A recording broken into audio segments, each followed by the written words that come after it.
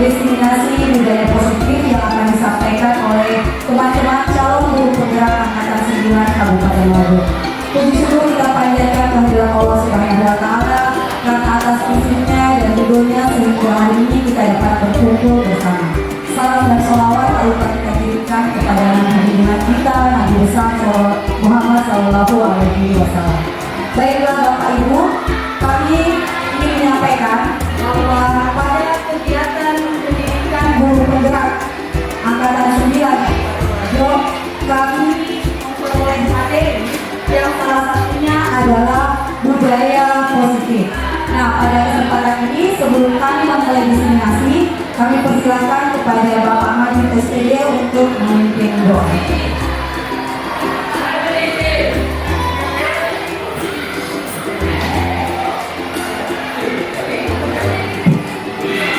Bismillahirrahmanirrahim.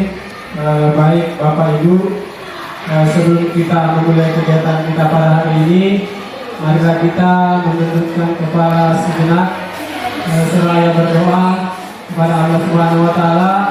Semoga kegiatan kita pada hari ini senantiasa bernilai ibadah. Mari kita berdoa sesuai dengan keyakinan kita masing-masing. Berdoa dimulai. Amin. Selesai. Terima kasih Bapak Ibu.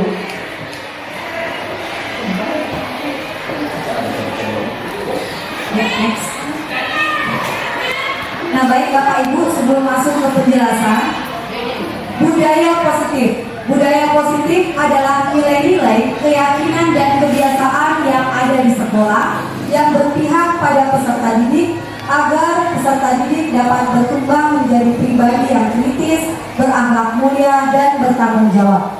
Budaya positif merupakan pewujudan nilai-nilai keyakinan universal yang diharapkan di sekolah.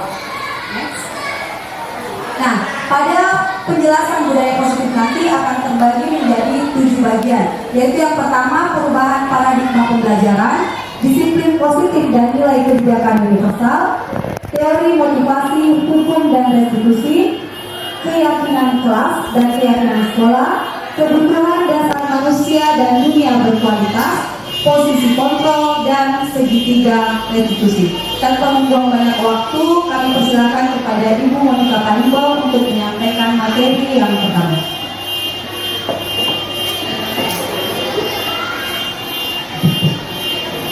Oke, terima kasih banyak atas kesempatan yang diberikan kepada saya. Pada konsep inti dari budaya positif ini, kita mulai dengan perubahan paradigma pembelajaran. Perubahan paradigma pembelajaran itu sendiri merupakan pembelajaran yang dirancang berdasarkan prinsip pembelajaran berdiferensiasi, sehingga peserta didik dapat belajar sesuai kebutuhannya berdasarkan tahap perkembangan untuk mewujudkan profil pelajar Pancasila. Nah, seperti yang kita ketahui bersama bahwa 6 dimensi profil pelajar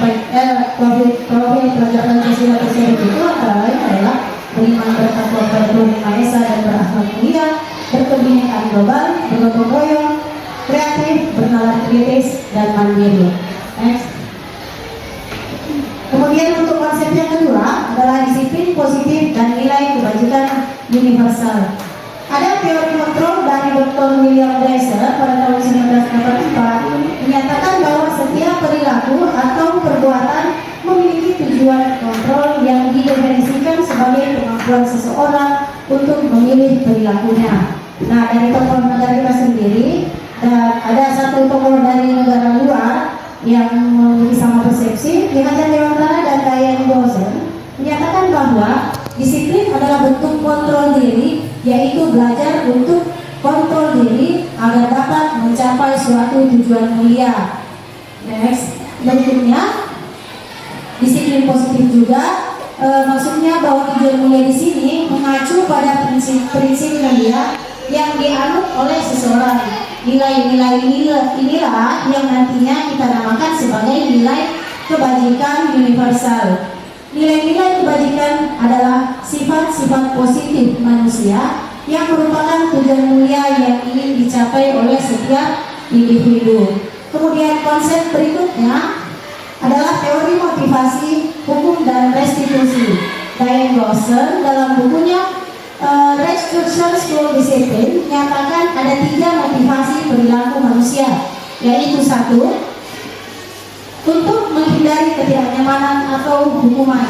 Nah, Bapak Ibu, terkadang kita melakukan sesuatu berdasarkan, kita cuma berpegang pada berdasarkan peraturan yang ada. Kita melakukan sesuatu karena kita tidak ingin mendapatkan ketidaknyamanan, seperti misalkan apabila kita melanggar peraturan, kita akan mendapatkan teguran dari atasan kita, atau apabila murid kita melakukan suatu kesalahan, dia tidak nyaman, dia akan mendapatkan teguran dari gurunya, sehingga teguran itu menghasilkan ketidaknyamanan dalam hati. Kemudian hukuman.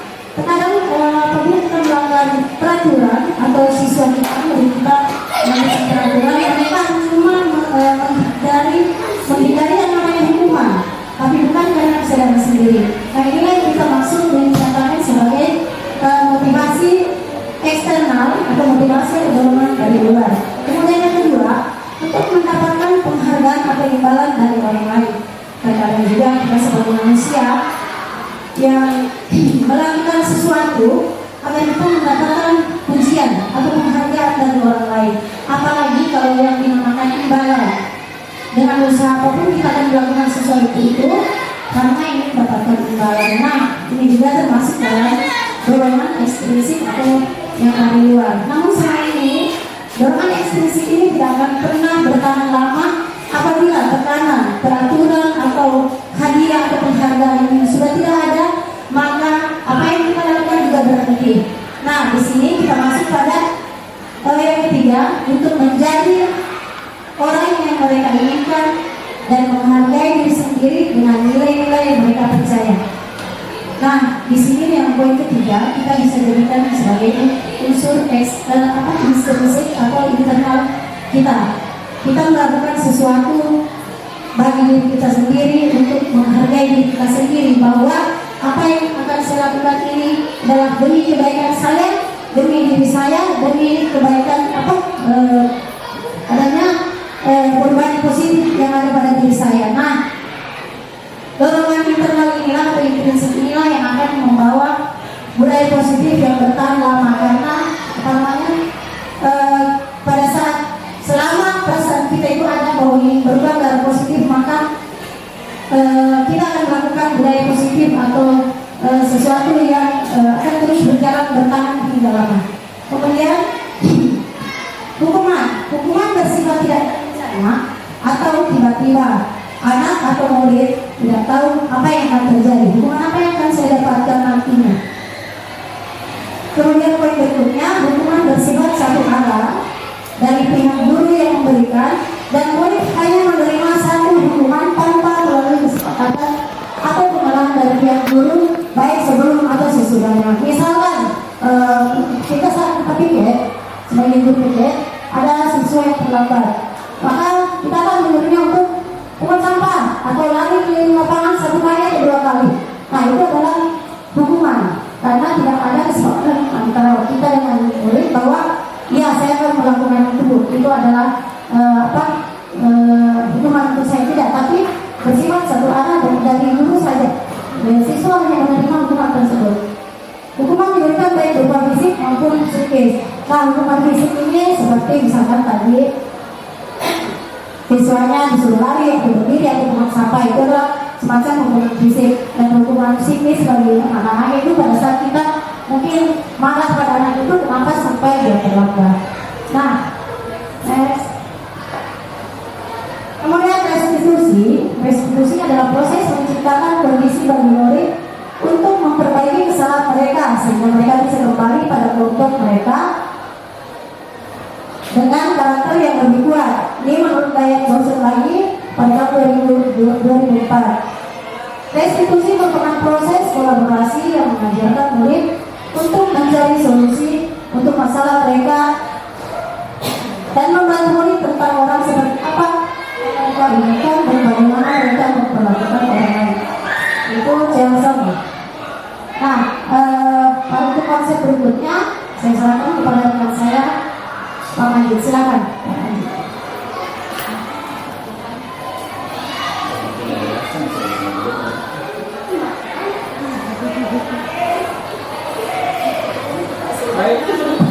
Baik Bapak Ibu, selanjutnya kita masuk ke keyakinan sekolah atau keyakinan kelas.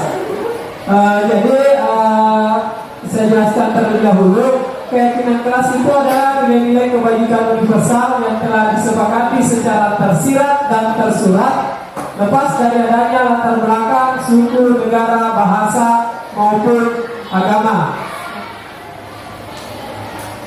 Kemudian pembentukan keyakinan sekolah atau kelas yang pertama yaitu keyakinan kelas bersifat lebih abstrak daripada peraturan yang lebih rinci dan konkret.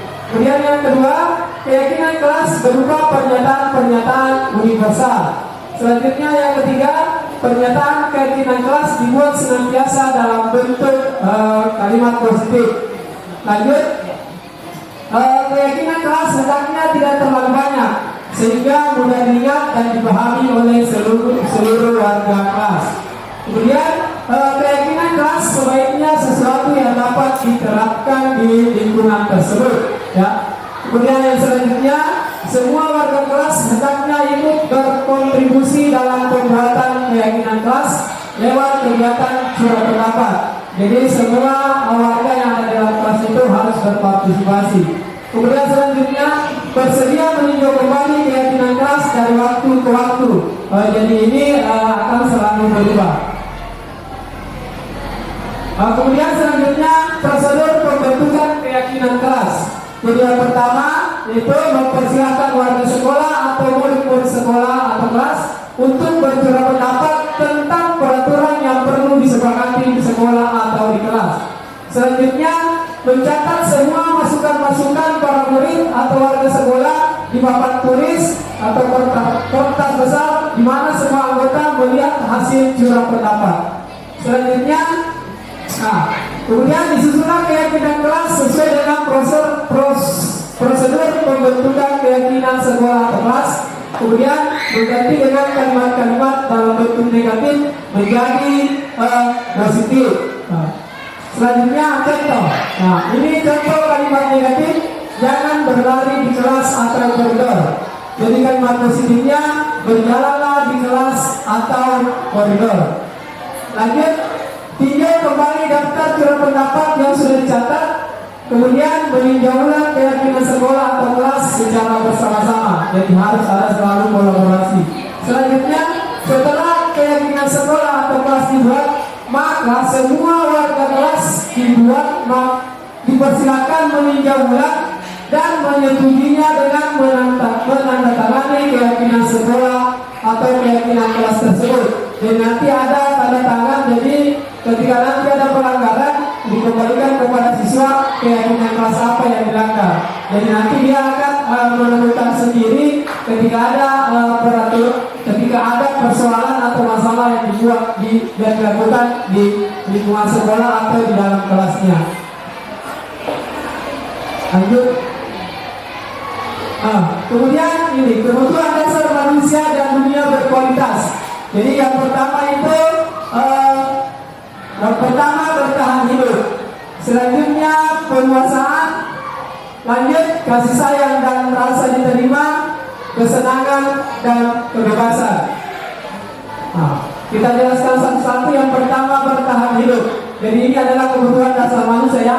Yang pertama, berbagai kebutuhan bersifat psikologis untuk bertahan hidup.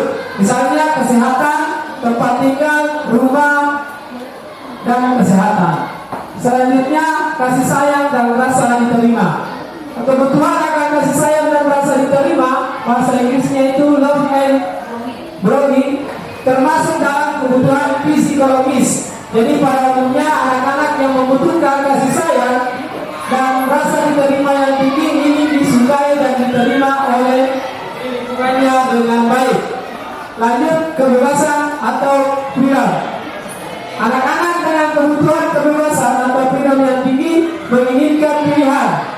Mereka perlu banyak bergerak, menyukai hal-hal yang baru dan menarik, dan suka mencoba-coba. Anak akan merasa mampu mengekspresikan diri secara mandiri, tidak tergantung pada orang lain, dan tidak mudah terpengaruh oleh orang lain.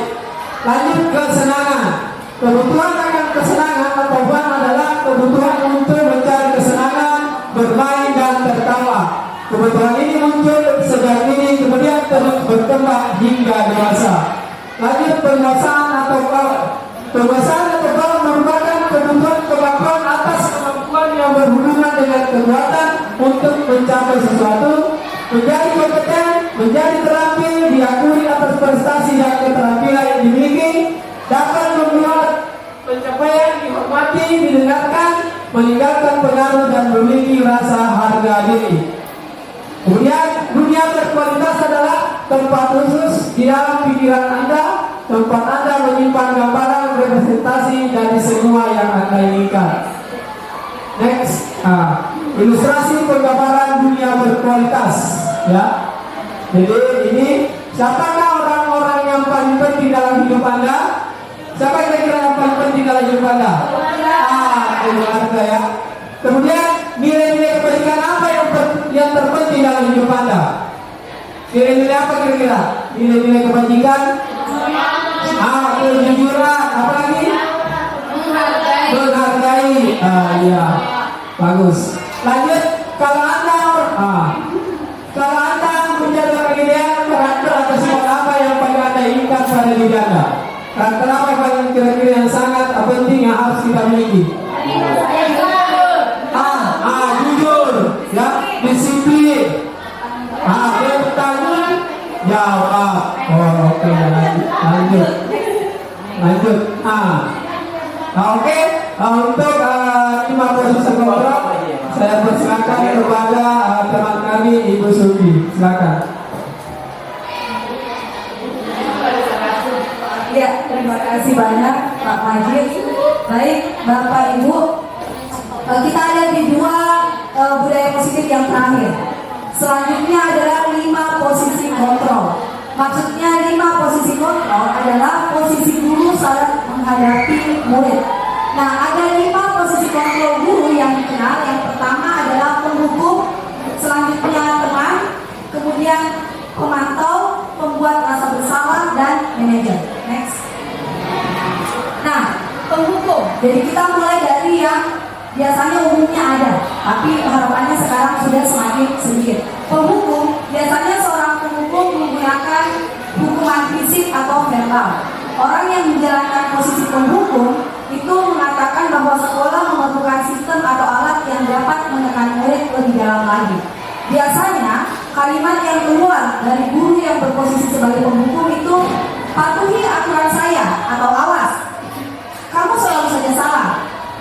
Selalu, pasti selalu yang terakhir selesai. Jadi biasanya kalimat itu yang keluar dari guru yang posisi kontrol sebagai penghukum. Next, selanjutnya adalah pembuat rasa bersalah.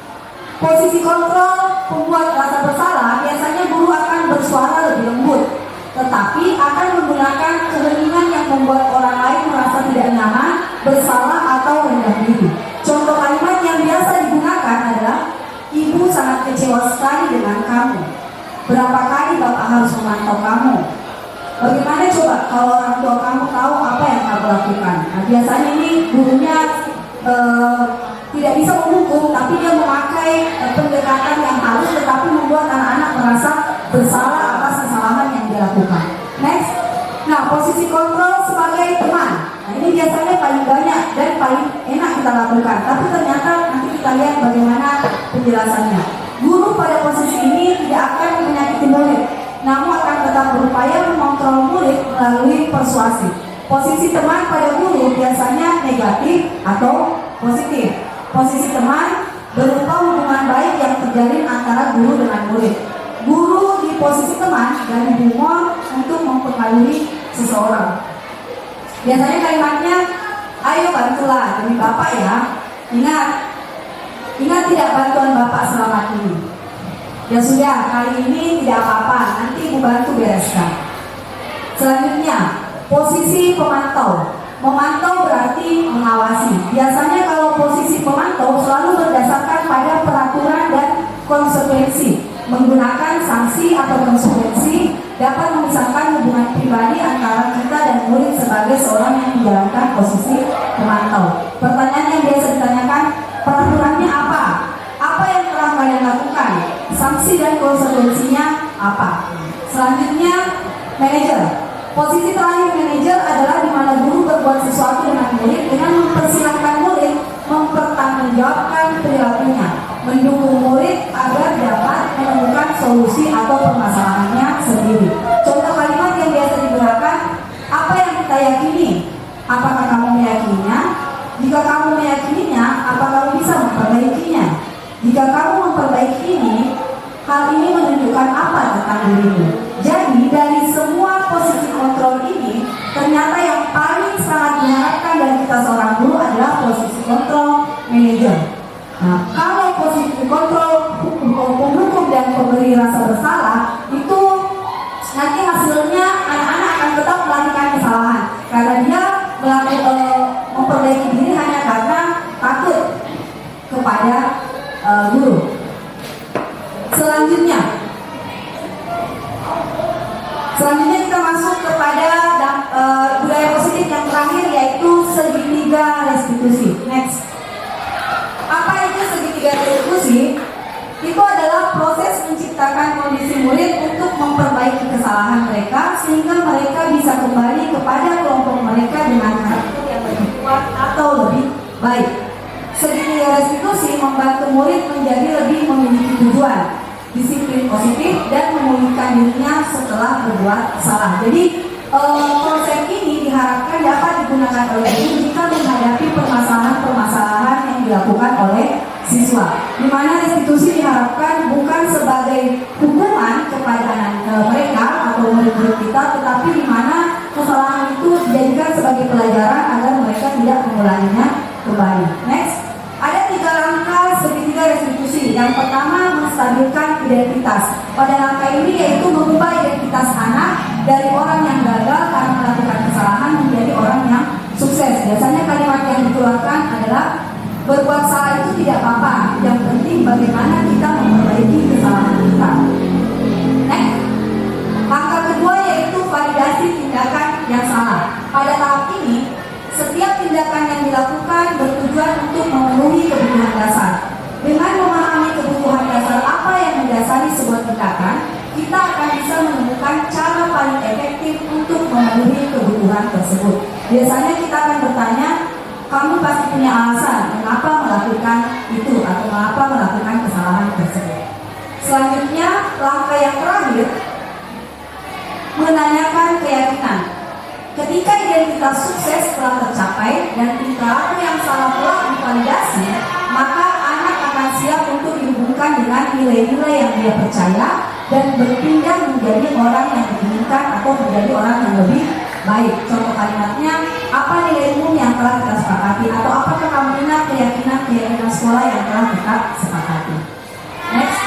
Jadi Bapak Ibu, kesimpulan kita pada hari ini tentang budaya positif, bahwa budaya positif dibangun untuk menumbuhkan motivasi internal, melaksanakan disiplin positif warga sekolah yang nantinya ikut mempengaruhi pencapaian visi dan misi sekolah.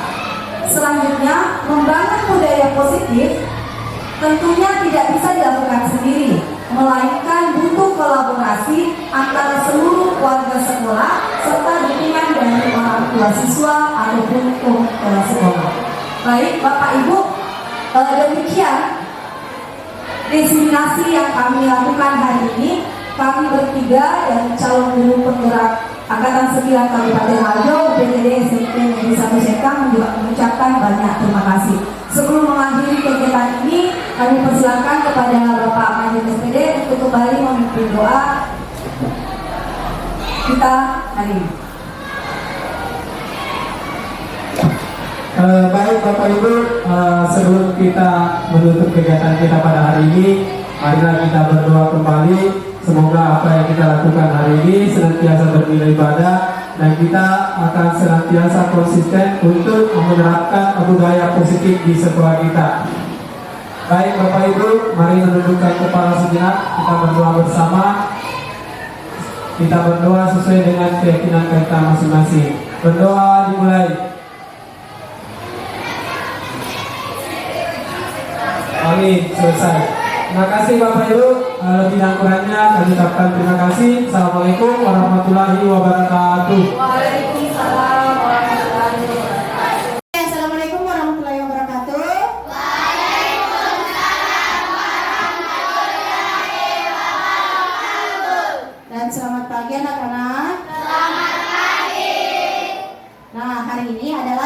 kita untuk menyusun keyakinan. Ya, keyakinan kelas. Keyakinan kelas itu sesuai kesepakatan kita bersama ya, yang kita ambil dari kebajikan nilai-nilai kebajikan yang akan kita putuskan bersama nanti. Nah, untuk sebelum itu Ibu akan jelaskan dulu keyakinan sekolah atau keyakinan kelas itu apa.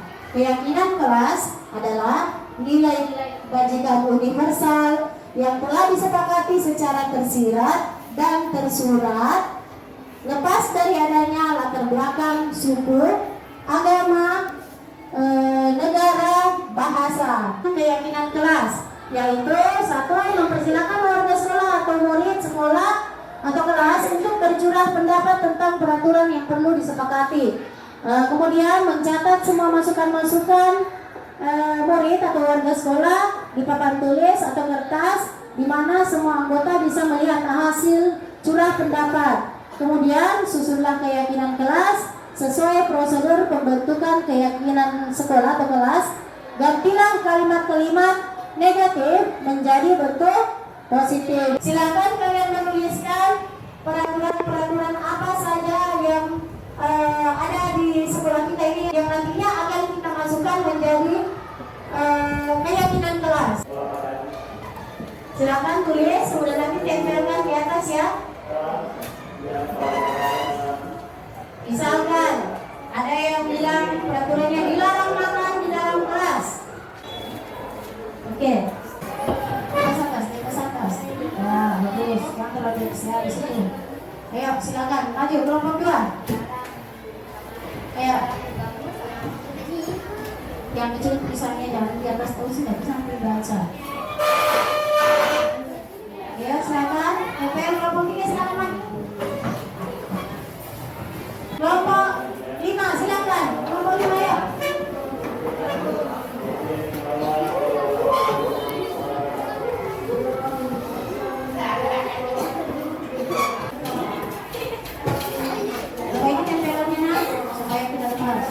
Curahan peraturan yang kalian inginkan diterapkan dalam kelas kita. Dilarang membuli, 2, dilarang merusak fasilitas kelas, dilarang membawa HP jika tidak ada kesepakatan, dilarang membuang sampah sembarangan, dilarang ribut saat belajar. Nah, sekarang ini di atas adalah peraturan-peraturan yang kita sepakati bersama. Dan di peraturan kelas ini, di sini masih menggunakan kata-kata negatif, masih ada dilarang, masih tidak boleh. Sekarang kita akan menyusun keyakinan kelas. Sebelum itu kita menggunakan kata-kata positif dulu ya. Kita mengubahnya dulu dalam kata-kata positif. Saling menghargai dan menghormati. Dilarang merusak fasilitas kelas. Kalimat positifnya? Oke, memelihara dan menjaga fasilitas kelas. Kemudian sekarang kita lihat nilai kebajikan apa yang ada di dalamnya. Yang nomor 1. Nomor 1, menghargai dan menghormati itu. Nilai kebajikan apa? Ya, nilai kebajikan menghargai dan menghormati. Yang pertama, menghargai dan menghormati. Yang kedua, bertanggung jawab. Kemudian yang ketiga, saat ada kesepakatan dengan guru, nilai kejujuran, nilai kebajikannya adalah oke, jujur ya, tidak boleh bawa HP, kemudian juga bertanggung jawab. Sekarang memberi salam kepada Bapak Ibu guru. Nilai apa? Nilai kebajikan, sopan santun. Oke. Sopan santun, menjaga kebersihan. Nilai kebajikan apa?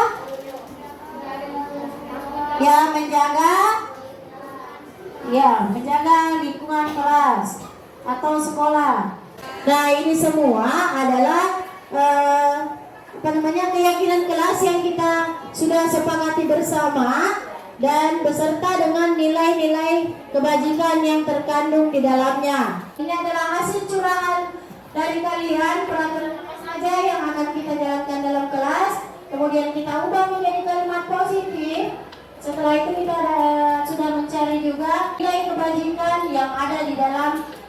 keyakinan kelas kita tersebut. Nanti kita akan menandatanganinya, dan kemudian nanti kita akan tempel ya, supaya kita semua bisa melihatnya nanti. Boleh ditinjau ulang, dibaca-baca ulang, silakan. Kalau sudah setuju, ini yang kita akan jadikan sebagai keyakinan kelas. Silakan dibaca. Bagaimana? Setuju. Oke, semua sudah setuju ya. Keyakinan kelas kita ini kita ambil atas kesepakatan kita bersama ya, atas curahan kalian tentang peraturan apa yang mau kita terapkan di dalam kelas kita, kemudian sudah kita buat menjadi kalimat positif dan akhirnya kita bisa menyusun sebuah keyakinan 7 keyakinan kelas yang kita sepakati bersama. Saya Ibu Guru ucapkan terima kasih atas kolaborasi kerjasama dari anak-anakku sekalian dalam rangka menyusun keyakinan kelas